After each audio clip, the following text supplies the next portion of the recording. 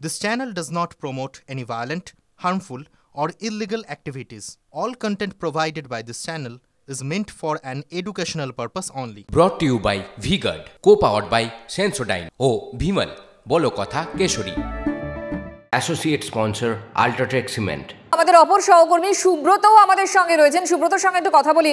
সুব্রত, প্রথম কথা হচ্ছে এই মুহূর্তে ভোটের আবহ, অর্থাৎ কেন্দ্রীয় বাহিনী রয়েছে, রাজ্য পুলিশ রয়েছে, এরকম একটা সময়ে কেউ এলো ক্যাপ পরে এবং গুলি চালিয়ে চলে গেল, অন্য কেউ কিছু বুঝতে পারলো না। কি হচ্ছেটা কি? পুলিশ কি বলছে?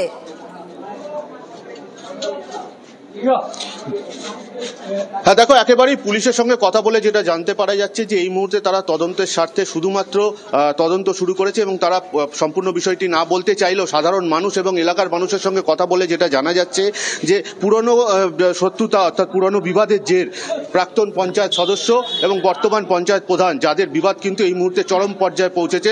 লোকসভা নির্বাচনের আগে তুমি বলতেই পারো একেবারে বাঁকড়া অঞ্চলে কিন্তু মানুষ ভীত সন্ত্রস্ত হয়ে পড়েছে।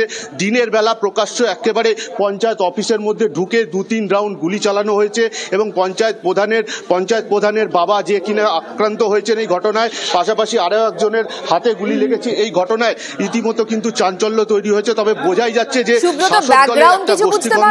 হঠাৎ এই গুলি কারা চালালো, কেন চালালো,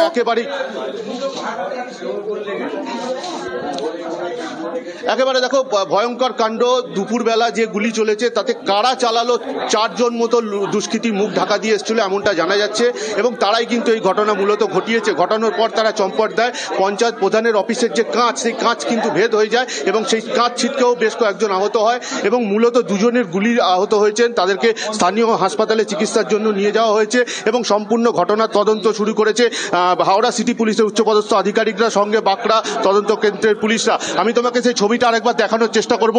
যেভাবে গুলি চালানো হয়েছে সেই গুলির দাগ কিন্তু এখানে একেবারেই স্পষ্ট এবং এইখান থেকেই পঞ্চায়েত প্রধানের যে ঘর, সেই ঘর লক্ষ্য করে গুলি চালানো হয়েছে এবং এই গুলির আঘাতেই কিন্তু 2 জন আহত হয়েছে বলে এমনটা জানা যাচ্ছে। ফলে সব মিলিয়ে কিন্তু একটা জটিল পরিস্থিতি তৈরি হয়েছে, অর্থাৎ শাসক দলের যে গোষ্ঠীকন্দল তা কিন্তু একেবারেই প্রকাশ্যে চলে এসেছে। এরকম ঘটনা কিন্তু বাঁকড়া বা হাওড়া অঞ্চলে এর আগে কখনোই ঘটেনি। অর্থাৎ পঞ্চায়েত প্রধান, একটা মানুষের সার্বিক কল্যাণের জন্য যে অফিস তৈরি করা হয়, সেই অফিসের মধ্যে এরকম একটা আক্রমণ যা কিন্তু কখনোই মেনে নেওয়া যাচ্ছে না। সাধারণ সুব্রত, যে ছবি আমাদের 2 প্রতিনিধি দেখাচ্ছেন, সুব্রত আমাদের প্রতিনিধি ছিলেন সঙ্গে। আরো একবার চলে যাব, অরিত্র ঘোষ প্রতিনিধি রয়েছেন আমাদের সঙ্গে। অরিত্রর সঙ্গে যোগাযোগ করার চেষ্টা করব। ভোটের বাংলায় ফের গুলি চলার ঘটনা, জখম পঞ্চায়েত প্রধানের বাবা, এমনটাই সূত্রের খবর। কথা বলবো, আমাদের প্রতিনিধি অরিত্র ঘোষ রয়েছেন সঙ্গে। অরিত্র, তদন্ত নিশ্চয়ই শুরু করে দিয়েছে পুলিশ, এখনো পর্যন্ত পুলিশ সূত্রে আর কি খবর পাচ্ছি আমরা?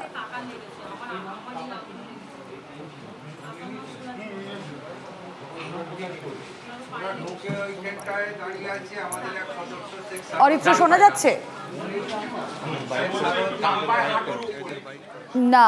অরিত্রর সঙ্গে আমাদের যোগাযোগ বিচ্ছিন্ন হয়ে গিয়েছে। কিন্তু এই ভোট বঙ্গে কি কি হচ্ছে, কোথায় কোথায় গুলি চলার ঘটনা ঘটছে, খুনের ঘটনা ঘটছে, সেই ছবি আপনাদের সামনে আমরা রাখছি। মালদায় যেখানে কংগ্রেস তৃণমূল সংঘর্ষ, পাশাপাশি আপনারা দেখছেন কংগ্রেস কর্মী খুনেরও ঘটনা। যেই ছবিগুলো দেখাচ্ছি, আমি আরো একবার পিসিআরকে বলবো যদি টুকরো কোলাজ একবার আমাদের দর্শকদের দেখাতে পারি। বাঁকড়ায় পঞ্চায়েত অফিসে গুলি, সেই খবরের দিকেই আমাদের এই মুহূর্তে নজর। আমাদের 2 প্রতিনিধি রয়েছেন, লেটেস্ট আপডেট তুলে ধরছেন। পাশাপাশি খড়গ্রামেও গুলি চলার ঘটনা। ভোট বঙ্গে খুব স্বাভাবিকভাবেই যেখানে কেন্দ্রীয় বাহিনী রয়েছে, যেখানে রাজ্য পুলিশ তৎপর, সেখানে এই ছবিগুলো কেন বারবার সামনে আসছে? কোথায় তাহলে আইন শৃঙ্খলা? খুব স্বাভাবিকভাবে এই প্রশ্নগুলো উঠতে শুরু করেছে। প্রতিনিধি অরিত্র ঘোষ রয়েছেন সঙ্গে, অরিত্রর কাছে যাব। অরিত্র, এখনো পর্যন্ত পুলিশ সূত্রে আর কি খবর?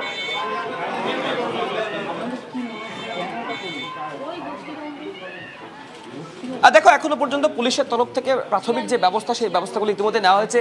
স্থানীয় প্রশাসনের তরফ থেকে যে ঘটনা, যেখানে ঘটনাটি ঘটেছে সেই জায়গায় কিন্তু ইতিমধ্যে যে জায়গাগুলোতে গুলি লেগেছে সেখানে পুলিশের তরফ থেকে এসে যে প্রাথমিক পরীক্ষা, সেই পরীক্ষা করার কাজ চলছে। আমি সরাসরি কথা বলার চেষ্টা করবো পঞ্চায়েত প্রধান যিনি রয়েছেন। দিদি, কি ঘটনা ছিলেন অফিসের মধ্যে বসে?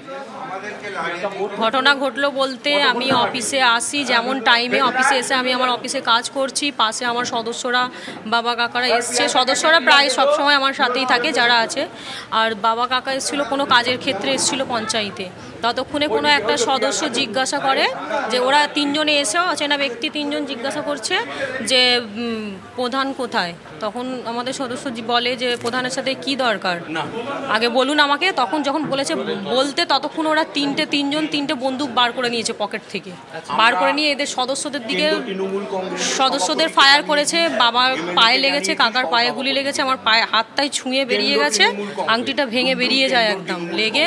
ততক্ষণে আমি ওরা আবার এখান থেকে না মারতে পেরে আমাকে আমার টেবিলের নিচে ঢুকে গেছি, টেবিলে আমার বুকে পুরো বন্দুকটা ঠেকিয়ে রেখেছিল, বন্দুকটা কোনোভাবে আমি তার হাত থেকে কেড়ে নিই। আচ্ছা, কেন এই গুলি চালানোর ঘটনাটা কেন ঘটলো? কোনো কি সমস্যা বা কোনো গোষ্ঠীদ্বন্দ্ব? চেয়ার নেবে। কে নেবেছে? সাজিদ নেবে চেয়ার, সেই জন্য। আচ্ছা, আপনার সাথে কি দীর্ঘদিন ধরে এরকম কোনো অশান্তি চলছে? দীর্ঘদিন না, দেখুন আগে ইনি প্রধান ছিলেন, এখন বর্তমানে আমি প্রধান। 3 মাসে আমাদের অনাস্থা ডাকা হয়, এই আমাকে বসতে দেওয়া হবে না বলে রিজাইন দেওয়ার টর্চার করা হয়, সেখানে আমি দিইনি রিজাইন।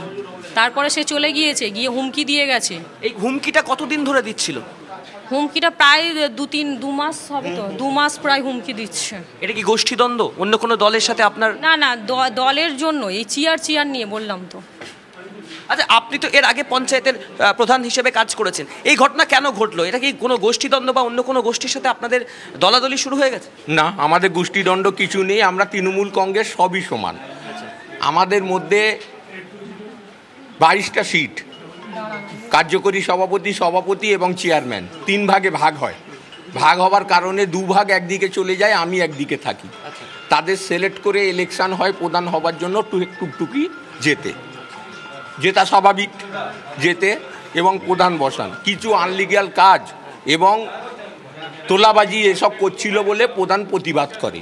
প্রতিবাদ করতে প্রধানের সাথে দ্বন্দ্ব বাঁধে এবং উনি বলেন যে তোকে পদত্যাগ করতে হবে। আচ্ছা, এই যে হুমকির হামলা দেওয়া হচ্ছিল, এটা কতদিন ধরে চলছিল? হুমকি 2 মাস ধরে চলছে। এর আগেও কি রেকি করে গেছিল যারা এসেছিল? সিসিটিভি ফুটেজে এমন বলছে আপনাদের লোকজন। হ্যাঁ, এসছিল বলতে একদিন সন্ধেবেলা এসছিল, প্রধানের বাড়িতে ঢুকেছিল, ধরপাকড় করতে গিয়েছিলাম, তারা কিন্তু পালিয়েছে। সে অভিযোগ আমরা কালকে থানাতে জানাই। আর আজকে এই ঘটনা ঘটে। কটা নাগাদ ঘটনাটা ঘটেছে? আজকে 1টা।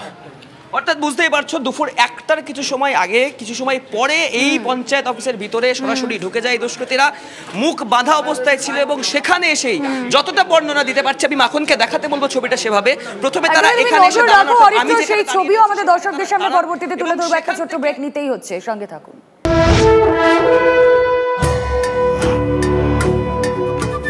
Brought to you by V-Guard, co-powered by Sensodyne O Bhimal, বলো কথা Keshari. Associate sponsor Ultratech Cement.